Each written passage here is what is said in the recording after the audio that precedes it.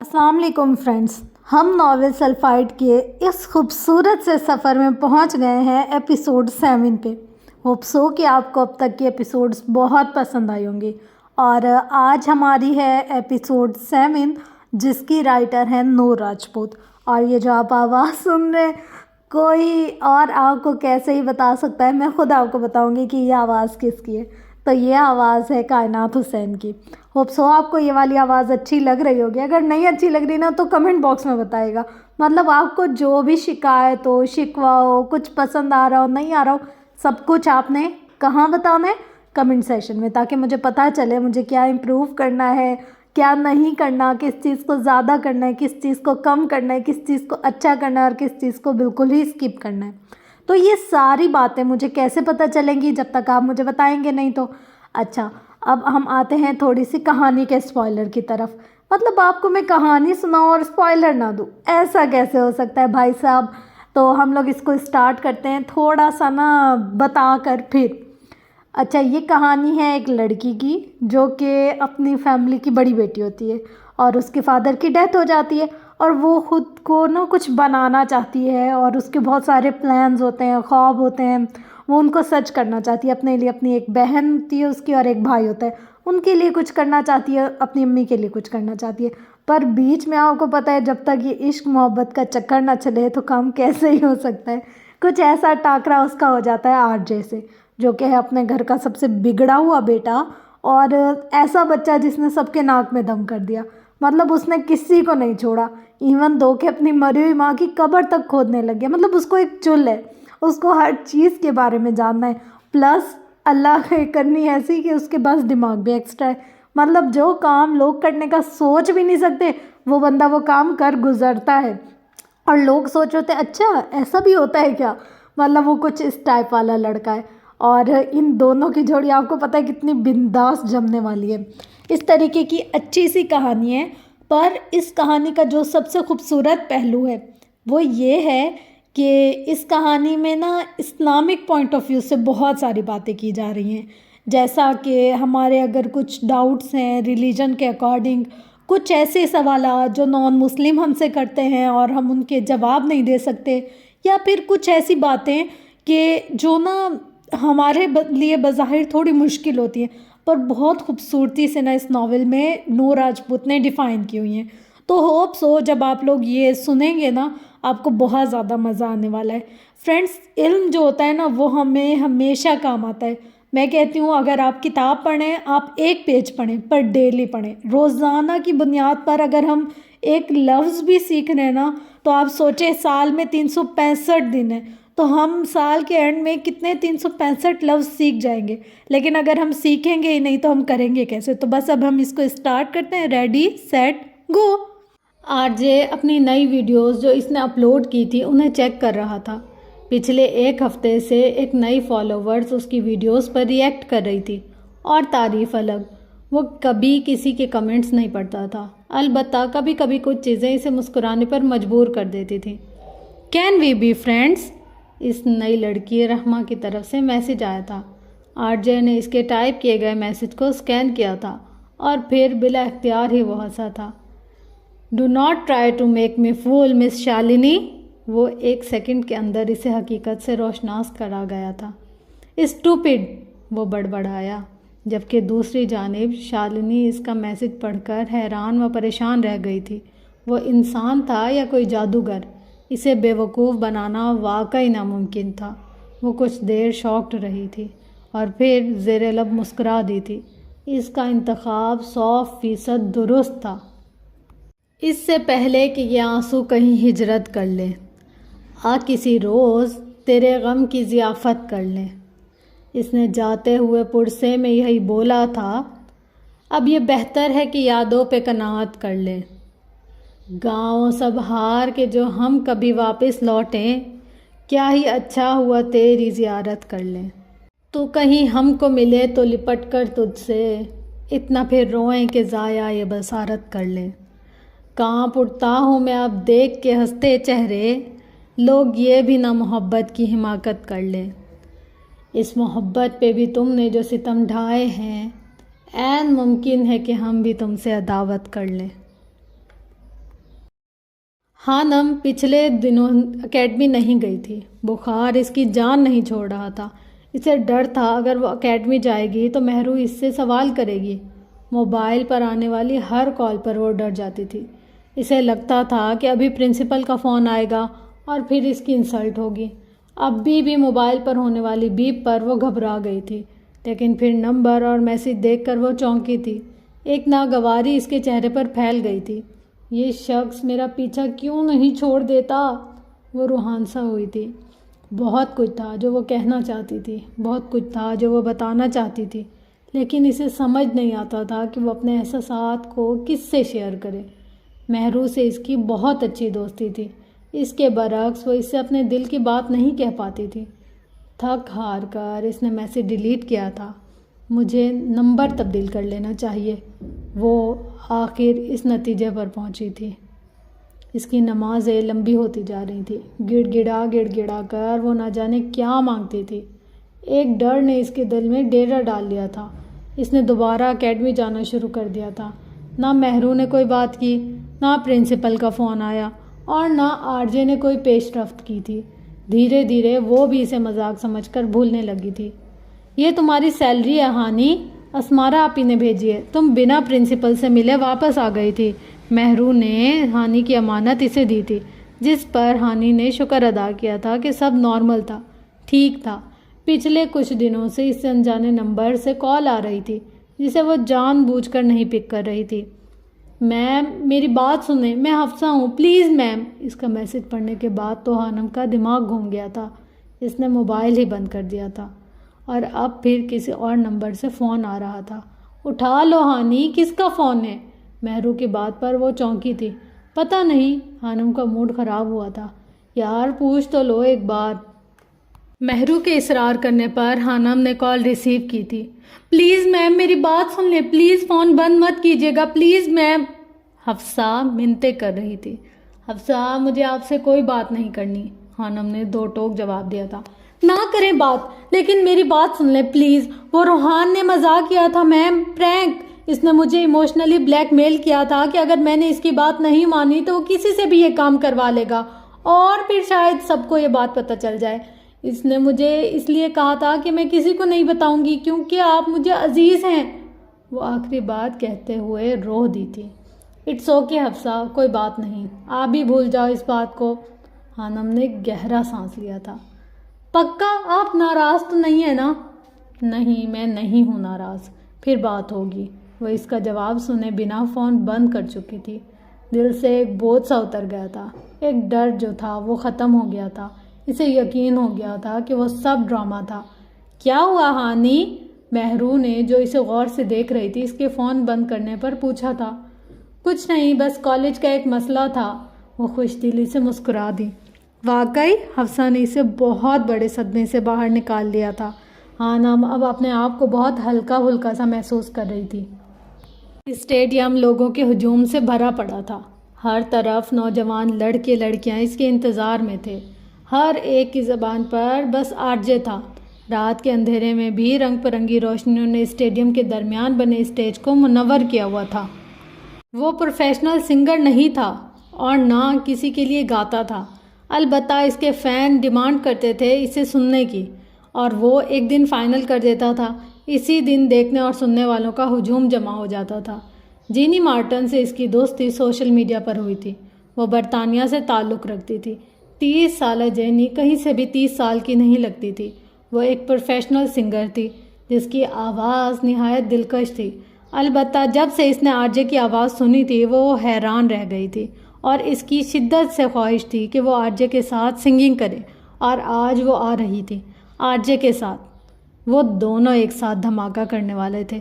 इंतहाई सख्त सिक्योरिटी के अंदर उनकी गाड़ियां आगे पीछे स्टेडियम में दाखिल हुई थी और कुछ देर बाद मीडिया, कैमरों की चमक और लोगों की ज़बरदस्त वोटिंग में वो स्टेज की तरफ बढ़े थे। रात तकरीबन 2 बजे शो ख़त्म होगा और इसके बाद जीनी मार्टन की ख्वाहिश पर वो दोनों वापस होटल जाएंगे। जीनी की यह ख्वाहिश आरजी लाजमी पूरी करेगा।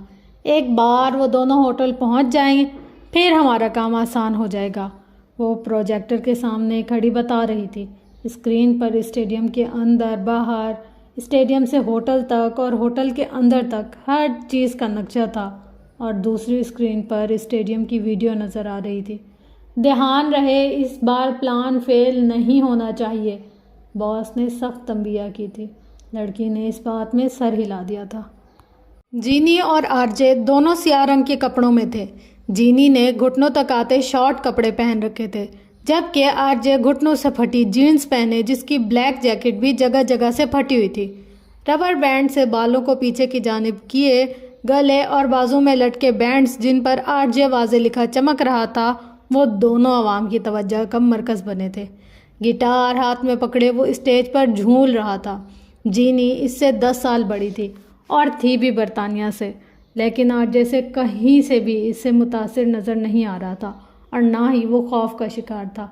इसका एतमाद देखने लायक था।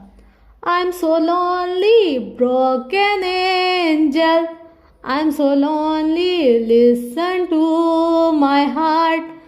जीनी ने गाना शुरू किया था। आरजे अपनी तिलिस्माती आवाज़ से एक बार फिर सहर फूंक रहा था। लोग दीवानों की तरह उन्हें सुन रहे थे। हशाम जिस फ्लैट में रहता था, इस इमारत में ज़्यादा आबादी मुसलमानों की थी जो बरसों से वहाँ रह रहे थे। इस इमारत की सबसे ऊपरी फ्लैट को वहाँ मौजूद लोगों ने मस्जिद का नाम दिया था, जहाँ वो लोग इबादत करते थे। आरजे ने हशाम को बताया था कि आज इसका शो था, वो देखना चाहता था। तभी इसे छोटे बाबा साईं हैदर जबील का फ़ोन आया था। देख रहे हो तुम अपने लाडले के काम, एक सैयद घराने से होकर वो अंग्रेज़ों के साथ मिलकर कैसे काम कर रहा है। क्या मुंह दिखाऊंगा मैं कल को अगर आका हज़रत मोहम्मद मुस्तफ़ा सल्लल्लाहु अलैहि वसल्लम ने मुझसे इसके मुतालिक सवाल पूछ लिया। क्या मुंह दिखाऊंगा अगर इस ज़ात ने जिस पर मेरी जान कुर्बान, अगर इसने पूछ लिया कि मैंने अपने बेटे की तरबियत कैसे की थी। बताओ क्या जवाब दूंगा मैं। वह शाम से पूछ रहे थे, जबकि वो खुद नहीं जानता था कि अगर इससे पूछ लिया गया तो वो क्या जवाब देगा। छोटे साईं अपना गुस्सा निकाल कर फ़ोन बंद कर चुके थे। हशाम ने टीवी लगाया था। इसे अच्छी तरह पता था कि आरजे का शो किस चैनल पर बराह रास्त दिखाया जाना था। जैसे ही हशाम की नज़र स्क्रीन पर पड़ी थी, इसके चेहरे पे नागवारी फैल गई थी। जीनी आरजे के गले में बाहें डाले खड़ी थी, जबकि अवाम हूटिंग कर करके पागल हो चुकी थी। हशाम ने फ़ौरन गुस्से से टीवी बंद किया। इसकी समझ में नहीं आ रहा था कि वो आरजे को क्या करे। मुझे ये चुड़ैल आरजे के साथ ज़रा नहीं अच्छी लगती, जवाद ने मुंह बनाकर पास बैठी माहम से कहा था। तुम इसे मत देखो, बस आरजे को देखो ना। माहम ने मसले का हल पेश किया था। अचानक खानम कमरे में दाखिल हुई थी। रात के 10 बज रहे थे। वो दोनों टीवी पर नज़रें जमाए बैठे थे। ये क्या देख रहे हो तुम लोग? खानम की नज़र अचानक स्क्रीन पर पड़ी थी। वो दंग रह गई थी। इसने आरजे को नहीं पहचाना था, क्योंकि इसका चेहरा कैमरे के बिल्कुल सामने नहीं था। बंद करो ये बेहुदा चीज़ देखना, वो तकरीबन चीखी थी। आप ही थोड़ा सा रह गया, फिर बंद कर देंगे, खुद ही बंद कर देंगे। जवाद ने टांग अड़काई थी। मैं अम्मी को बताती हूँ, वो खुद आकर देख लेंगी कि तुम लोग क्या घटिया चीज़ें देखते हो। वो बड़बड़ाती बाहर निकल गई थी, जबकि माहम और जवाद दोनों ने शुक्र अदा किया था। I'm so lonely, broken angel, I'm so lonely, listen to my heart, one and only broken angel, come and save me before I fall apart। दुनिया और माफिया से बेगाना वो दोनों अपनी अपनी धुन में गाए जा रहे थे। अल्लाहु अकबर, अल्लाहु अकबर। अल्लाह सबसे बड़ा है, अल्लाह सबसे बड़ा है। वज़ू किए गए चेहरे पर अभी भी पानी की कुछ बूंदें चमक रही थीं। पेरिस में इशा का वक्त था। हशाम नमाज़ पढ़ने आया था, लेकिन इससे पहले वो अज़ान देता था खुद ही। जब भी इसे वक्त मिलता था वो लाजमी ये काम खुद करता था। मस्जिद में स्पीकर नहीं लगा हुआ था। अलबत्ता जितने भी मुसलमान ख़ानदान वहाँ रहते थे, उनके फ़्लैट में ऑटोमेटिक साउंड सिस्टम के ज़रिए अज़ान की आवाज़ गूंज जाती थी। हय्या अलल फलाह, हय्या अलल फलाह, आओ कामयाबी की तरफ, वो बुला रहा था। है कोई जो इस रब के बुलावे पर लब्बैक कहे, जो बादशाहों का बादशाह है, शाहों का सरबराह है, पहाड़ों से बुलंद दरियाओं के पानी से तैरता हुआ और रोशनी जिसके कब्ज़े में है। लेकिन इस रब्बे करीम की आजिज़ी तो देखो, वो दिन में 5 वक्त अपने पास बुलाता है और हमारी औकात क्या है, फ़कत एक गंदे पानी के चंद कतरे।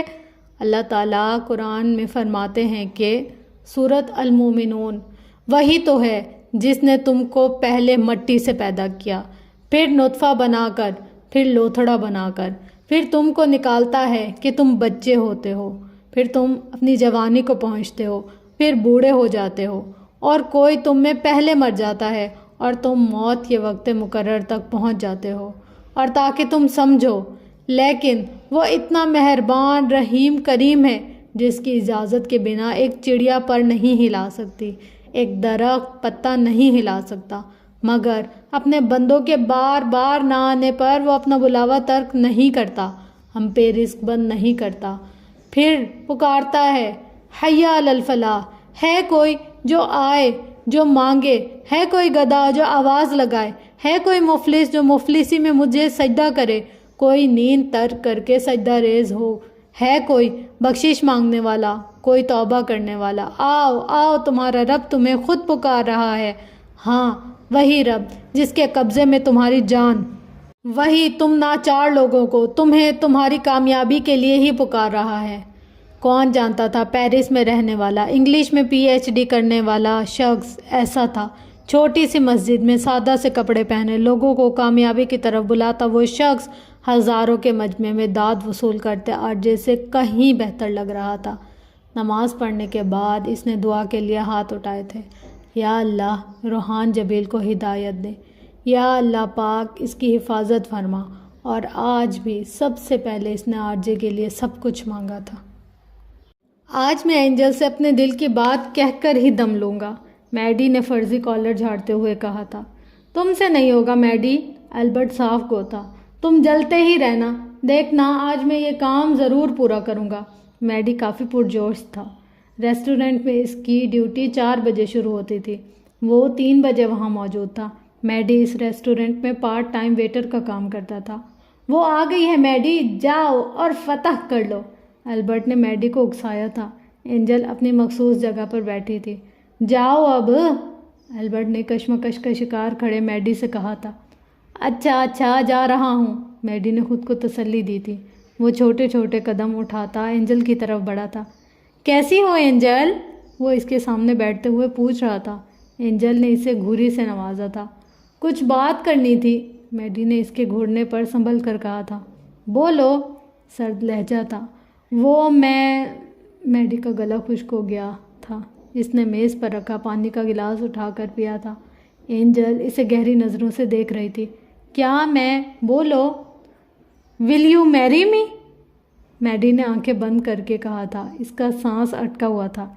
एंजल इसे हैरानी से देख रही थी और फिर मैडी की हालत देखकर बहुत कोशिश के बावजूद भी वो अपनी हंसी ज़ब्त नहीं कर पाई थी। वो हंसी थी और हंसती ही चली गई थी। इसमें हंसने वाली क्या बात है एंजल, मैडी को बुरा महसूस हो रहा था। तुम पागल हो गए हो मैडी, अब मेरे पीछे मत आना, एंजल ने हंसते हुए कहा था और फिर अपनी जगह से उठकर बाहर निकल गई थी। जवाब नहीं दिया। मैडी का मुंह बन गया था। वो बेचारा उदास हो गया था। रात 11 बजे का टाइम था। मैडी रेस्टोरेंट से फारिग होकर अब घर की तरफ जा रहा था। अचानक इसे महसूस हुआ था कि इसके पीछे कोई है। वो एक नाजुक दिल का लड़का था। वो एकदम घबरा गया था। 1-2 बार पीछे मुड़कर देखने के बाद इसने अपनी रफ्तार तेज़ कर दी थी जब अचानक कोई आंधी तूफान की तरह आया था।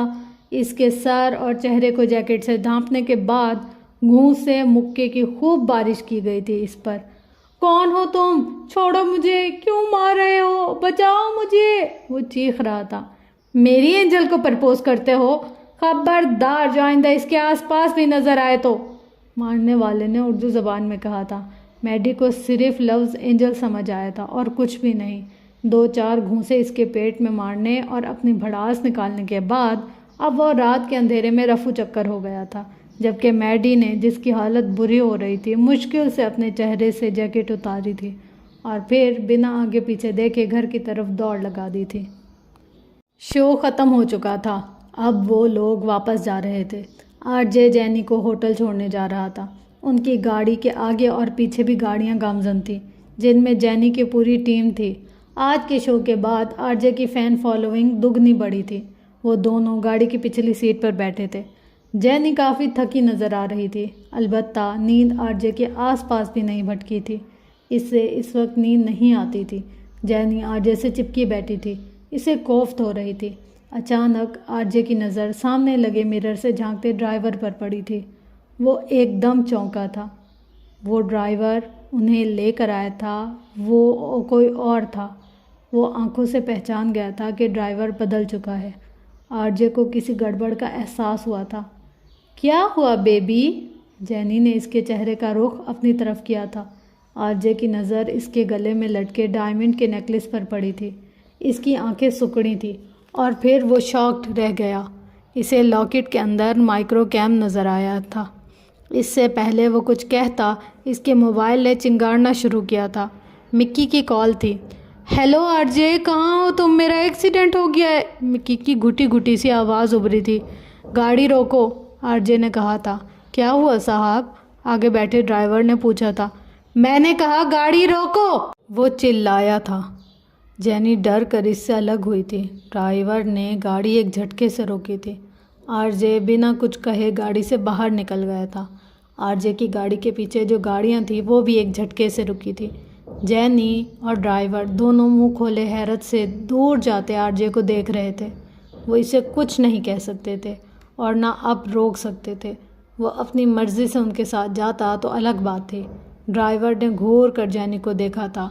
मेरा कोई कसूर नहीं है, मैंने कुछ नहीं किया, इसे कोई शक नहीं होने दिया। जैनी इसके घूरने पर मिनमिनाई थी, जबकि ड्राइवर ने गुस्से से गाड़ी आगे बढ़ा दी थी। ऐसा नहीं हो सकता, हम अपनी मंजिल के इतना करीब आकर यूं खाली हाथ नहीं रह सकते। वो जो कोई भी था शदीद गुस्से से चिल्ला रहा था। कमरे में पड़े कंप्यूटर सिस्टम और कैमरों को इसने उठा कर नीचे पटक दिया था। बॉस, जैनी ने पूरी कोशिश की थी, वो इसके साथ होटल पहुंचने ही वाला था। फिर अचानक। क्या अचानक? बॉस ने इस लड़की को मुंह से दबोचा था। मुझे वो लड़का हर हाल में चाहिए।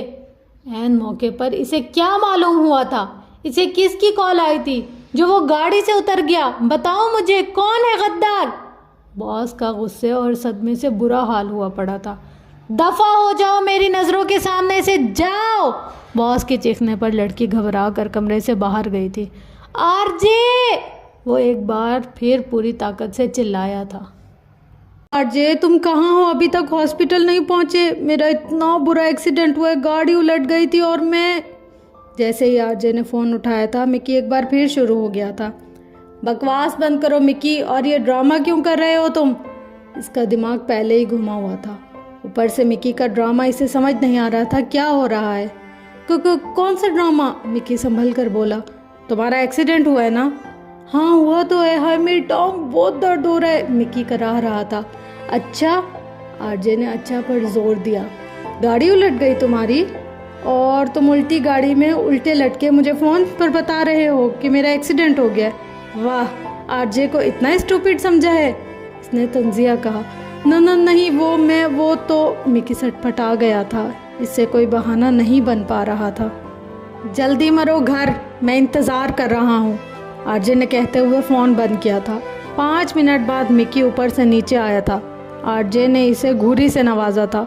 वो घर में बैठा था, एक्सीडेंट का नाटक कर रहा था। छोड़ आए जैनी को? मिक्की ने इसके सामने बैठते हुए खबासत से हंसते हुए पूछा था। मुंह बंद रखो अपना। आरजे ने सोफे से कुशन उठा कर मिक्की पर मारा था। निशाना पक्का था, कुशन सीधा इसके मुंह पर लगा था। यार, मेरी कोई गलती नहीं है। मुझे अशाम भाई ने कहा था कि एक्सीडेंट का नाटक करो ताकि तुम वापस आ जाओ, लेकिन मुझे हैरत हो रही है, तुम तो सच में कैसे आ गए? मिक्की को वाकई हैरत हो रही थी। वो अच्छी तरह से जानता था कि आरजे का दिमाग कितना तेज़ चलता है। वो 1 सेकंड से पहले इसका ड्रामा पकड़ लेगा, लेकिन फिर भी इसने कोशिश की थी। बस मेरी मर्ज़ी, आरजे ने बेजारी से कहा था। वो हशाम भाई चाहता था कि तुम जैनी के साथ रात ना गुजारो, मिक्की ने डरते डरते बताया था। इस शामू की तो। और तुम मेरे दोस्त हो या इसके? आरजे ने दूसरा कुशन उठाकर मारा था इसे। यार, मार क्यों रहे हो? मैंने बस हशाम भाई की बात मानी है, पहली दफ़ा, मिक्की उछला था। जबकि आरजे ने कोई जवाब नहीं दिया था। वो अब 2 उंगलियों और अंगूठे की मदद से अपने कंठपट्टियों को मसल रहा था। इसे पिछले कुछ दिनों में बारहा महसूस हुआ था कि कोई इस पर नज़र रखे हुए। इसकी छठी हिस्स ने इसे कई बार चौकन्ना किया था, लेकिन आज तो हद ही हो गई। आखिर जेनी किसकी कहने पर पाकिस्तान मुझसे मिलने आई थी, वो सोच रहा था। लेकिन मैं वापस क्यों आ गया? मैं वहाँ जाकर भी तो पता लगा सकता था ना। लेकिन शायद वो नहीं जानता था कि हशाम जबील की दुआ इसे कितने बड़े नुकसान से वापस बचा कर लाई थी। ना सिर्फ नुकसान बल्कि गुनाह से। तौबा तौबा, कैसा ज़माना आ गया। आजकल तो बेटियों पर ज़रा भरोसा नहीं किया जा सकता। ज़ुबैदा आपा ने मुंह चिढ़ाकर पास बैठी आसिया बेगम से कहा था। क्या हुआ ज़ुबैदा आपा, खैर तो है? आसिया बेगम ने पूछा। अरे वो गली के कोने पर जो हाजी साहब हैं ना, उनकी बेटी की शादी थी कल। ऐन बारात वाले दिन लड़के वालों को पता चल गया कि लड़की का पहले कहीं और चक्कर था। हाजी साहब इंतज़ार करते रह गए, बारात ही नहीं आई। वैसे तो हाजी बने फिरते हैं और आलात को लगाम नहीं डाली, पूरे मोहल्ले में बदनाम हो गए हैं। ज़ुबैदा आपा ने हकारत से कहा था। वॉशिंग मशीन से कपड़े निकालती हानम के हाथ कांपे थे। इसका नाजुक सा दिल डूब कर उभरा था। इसे कुछ याद आ गया था जिसने इसे डरा कर रख दिया था। बस आपा, अल्लाह सबकी बेटियों की हिफाजत करे, आमीन। आसिया बेगम ने सदके दिल से दुआ की थी। मैं कहती हूँ खैर से अपनी बच्चियाँ भी शादी के लायक हो गई हैं, कोई देख कर इनका भी कर दो, इससे पहले कि कुछ गलत हो। ज़ुबैदा आपा ने राजदारी से कहा था। माँ हमने जो कान इसी तरफ लगाए हुए थे, ये बात सुनकर सख्त गुस्सा आ गया था। वैसे ज़ुबैदा आपा, आपकी अपनी बेटियों की उम्र क्या है? माहम ने अचानक बाहर आकर पूछा था। हानम ने इसका इरादा समझते हुए माहम को घूरी से नवाजा था, लेकिन वो माहम ही क्या जो बाज आ जाए। अरे मेरी बेटियां तो अभी बच्चियां हैं, मासूम और नेक शरीफ। पूरे मोहल्ले में ढूंढने से भी ऐसी लड़कियां नहीं मिलेंगी। ज़ुबैदा आपा ने अपनी बेटियों की तारीफ में ज़मीन व आसमान के कलाबे मिला दिए थे। जी जी बिल्कुल, एक 28 साल की और दूसरी 30 साल की। अभी तो दूध पीती हैं वो, और नेक शरीफ इतनी कि हर वक्त दूसरों के घरों में मौजूद रहती हैं, और लड़कों की एक लाइन आपके घर के बाहर लगी रहती है। माहम ने ज़ुबैदा आपा के अंदाज में हाथ हिला हिला कर कहा था। ज़ुबैदा आपा की तो आंखें फटी की फटी रह गईं। तौबा तौबा, कितनी ज़बान चलती है इस लड़की की। देख लेना आसिया, ये तुम्हारी नाक कटवाएगी। ज़ुबैदा आपा ने चाय का कप गुस्से से छोटी सी मेज़ पर रखते हुए कहा था। हाँ हाँ, जाएं जाएं, मैं बदज़बान ही ठीक हूँ। माहम 2-4 और सुनाती अंदर जा चुकी थी। बस अब मैं नहीं आती तुम्हारे घर। ज़ुबैदा आपा नाराज़ हो गई थी। अरे आपा, ये नादान है, इसको मैं पूछती हूँ, आप बैठ जाएं, नाराज़ ना हो। आसिया बेगम ने बौखला कर कहा था, जबकि हानम ने मुश्किल से अपनी मुस्कुराहट को जब्त किया था। ना बस, अल्लाह माफ़ करे, तुम्हारी बेटियों को तो मैंने अच्छा समझा था। देखा कैसे ज़बान चला कर गई है ये माहम मेरे सामने। ज़ुबैदा आपा को यकीन ही नहीं आ रहा था कि माहम यूँ उनकी बेटियों के बारे में मुंह पर बात कर देगी। बैठ जाएं आपा, शादियाँ भी हो जाएंगी हमारी, लेकिन अपने वक्त पर, हानम ने मुस्कुराते हुए कहा था। 2 महीने गुजर गए थे। रूहान जबील नाम का भूत इसके दिमाग से हमेशा के लिए मिट चुका था। मार्च के आखिरी दिन थे। सर्दी की शिद्दत में काफ़ी हद तक कमी आ गई थी। इसके और माहम के फाइनल पेपर्स होने वाले थे। माहम ने अब एकेडमी जाना भी बंद कर दिया था। वो घर में ही तैयारी कर रही थी। वो अपना नंबर भी बंद कर चुकी थी, जिससे हफ्सा और इस इंसान से इसकी जान छूट चुकी थी जो इसे मैसेज करता था। एक बात पूछूं आसिया, तुम बुरा ना मानो तो? ज़ुबैदा आपा न जाने क्या जानना चाहती थी। जी जी आपा पूछें। पूरे मोहल्ले में बातें हो रही हैं कि हर हफ्ते एक लंबी सी गाड़ी तुम्हारे दरवाजे पर आकर रुकती है। खैर से कौन है वो? गाड़ी किसकी है? ज़ुबैदा आपा के सवाल पर हानम का रंग फीका पड़ा था। अरे आपा, वो गाड़ी मेरे तायजाद भाई की है। बहुत बड़ा आदमी है, पहले बाहर रहता था, अब पाकिस्तान शिफ्ट हो गया है। कभी कभी खैरियत दरियाफ्त करने आ जाता है। आसिया बेगम ने संभल कर जवाब दिया था। अच्छा, लेकिन फिर भी तो लोग बातें बनाते हैं ना कि लंबी गाड़ी में न जाने कौन आता है इनके घर। भाई शरीफों का मोहल्ला है, ऐसी वैसी बात बनते में देर नहीं लगती। ज़ुबैदा आपा जो कहना चाह रही थी आसिया बेगम और हानम अच्छे से समझ गई थी। ज़ुबैदा आपा तो ख़तरे की घंटी बजाकर जा चुकी थी, जबकि पीछे वो दोनों खामोश हो गई थी। हानम को खुद ये समझ नहीं आती थी कि हमदान अंकल उन पर इतने एहसानात क्यों कर रहे थे। पहले तो उन्हें ख्याल नहीं आया था, अब अचानक। सेठ हमदान इस घर में हमेशा हानम की गैर मौजूदगी में आए थे। वो अक्सर कॉलेज और एकेडमी होती थी जब वो आते थे, और अब जब से वो घर में थी सिर्फ उनका ड्राइवर आता था सामान लेकर। हानम को उन्हें देखने का तजस्सुस था, लेकिन वो अभी कुछ कह नहीं सकती थी। शाम को फिर हमदान का ड्राइवर आया था। गाड़ी सामान से भरी हुई थी, खाने पीने का सामान, सौदा, सल्फ, फल, कपड़े, ढेरों सामान था। ड्राइवर को देखकर हानम का मूड बिगड़ा था। अम्मी, ये हमदान अंकल हम पर इतने एहसानात क्यों कर रहे हैं? पहले तो उन्हें कभी ख्याल नहीं आया।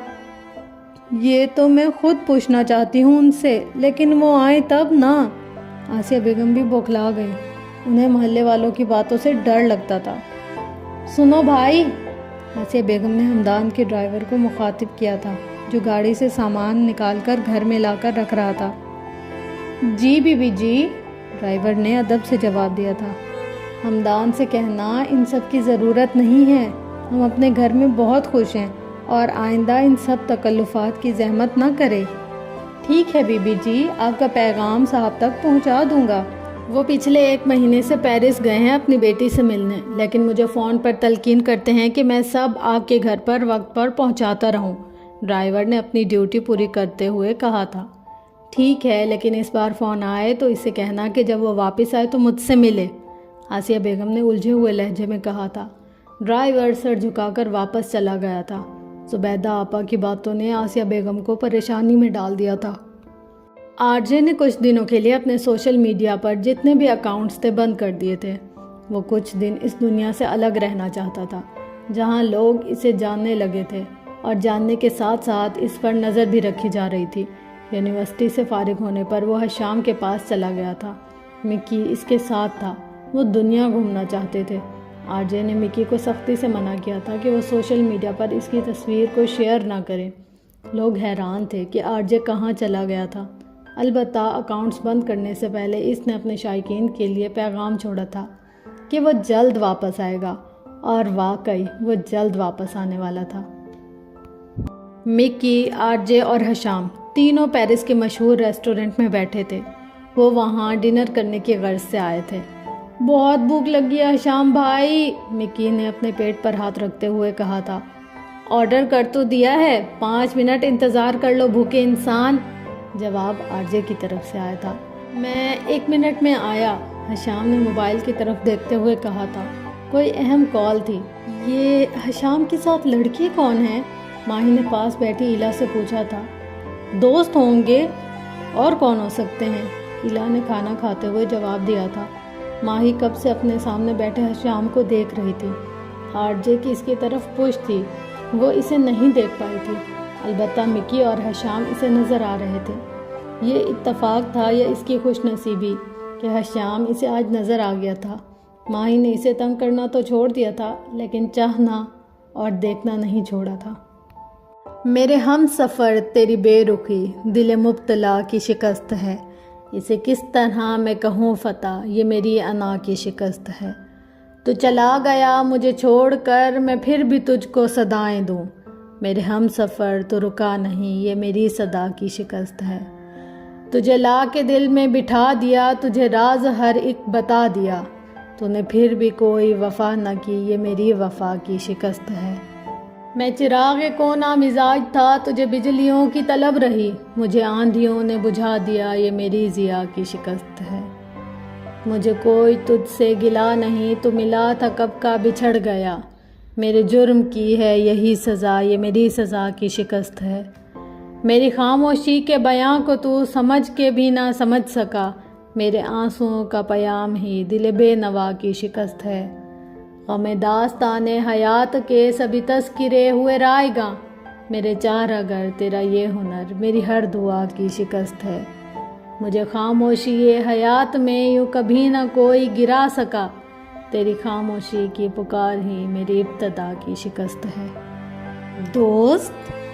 हशाम को देखकर लगता तो नहीं इसके दोस्त ऐसे होंगे, ये तो शक्ल से ही लोफर लग रहा है, माही ने कहका लगाते मिकी को देखकर कहा था। यार छोड़ो ना, तुम्हें क्या प्रॉब्लम है, जो भी हो, इला ने उनकी तरफ देखते हुए कहा था। जब इसे अछूका लगा था, खाना इसके गले में अटक गया था। क्या हुआ इला, पानी पियो, माही ने इसे पानी का गिलास थमाया था। ओह माय गॉड, इला का मुंह हैरत से खुले का खुला रह गया था। इसकी नज़रें मिकी और आरजे पर जमी थी। आरजे ने जैकेट और की बाजुओं को फोल्ड किया हुआ था और नज़र आती बाजुओं पर अजीब सा टैटू बनाया हुआ था जिसमें आरजे लिखा नज़र आ रहा था। क्या वो वाकई आरजे है? इला एकदम उछली थी। क्या हुआ इला, कहाँ जा रही हो तुम? माही ने इसे उड़ते देखकर पूछा था, जबकि इला बिना जवाब दिए आरजे की तरफ बढ़ गई थी। एक्सक्यूज़ मी, आरजे के पास जाकर इसने इसे मुखातिब किया था। आवाज़ पर आरजे ने पलट कर देखा था और इला ने मुंह पर हाथ रखकर अपनी चीख को रोका था। वो वाकई आरजे था। क्या मैं कोई ख्वाब देख रही हूँ? वो हैरान सी देख रही थी, जबकि आरजे की आंखों में उलझन उभरी थी। क्या आप सच में मेरे सामने? इला आरजे की बहुत बड़ी मदाह थी। क्या आप आरजे हैं? वो पुरजोश से पूछ रही थी। नहीं तो, आरजे की आंखों में शरारत उभरी थी। आप आरजे ये आपका टैटू है, ये मैंने देखा है आपकी पिक्चर्स में गिटार के साथ, आपने अक्सर इसे हाथ में पकड़ा होता है। इला ने शायद इसे कुछ ज़्यादा ही फुर्सत से देखा था। वो मुस्कुरा दिया था। ऑटोग्राफ प्लीज़, इला ने अपना हाथ आगे बढ़ाया। मैं ऑटोग्राफ नहीं देता, आरजे ने इनकार किया था। Oh seriously? इला को हैरानी हुई। लोग तो अपने मदाहों को देखकर शोखे हो जाते हैं, और एक वो था जिसे फ़र्क ही नहीं पड़ता था। वो पुरसुकून सा बैठा था। शायद इसे ये चीज़ मुतासिर नहीं करती थी, या शायद वो अपनी अहमियत को अच्छे से जानता था। सेल्फी तो ले सकते हो ना एक? इला ने उम्मीद से पूछा था, और आरजे ने इस बात में सर हिलाया था। आरजे के साथ पिक्चर्स बनाने और कुछ बातें करने के बाद वो माही के पास वापस आई थी, जो इसे खा जाने वाली नज़रों से घूर रही थी। वापस आने का दिल तो नहीं कर रहा था। मुझे यकीन ही नहीं आ रहा कि आरजे से मिली हूँ। इला की खुशी देखने के लायक थी। तुम्हारे होते हुए कोई हमें देखता भी नहीं है। इला के जाने के बाद मिकी ने मुंह बनाया था। वेटर उनकी मेज़ पर खाना लगा रहा था। यह हशाम कहाँ रह गया? आरजे बड़बड़ाया था, जबकि मिकी अब मोबाइल पर किसी का नंबर मिला रहा था जो बंद जा रहा था।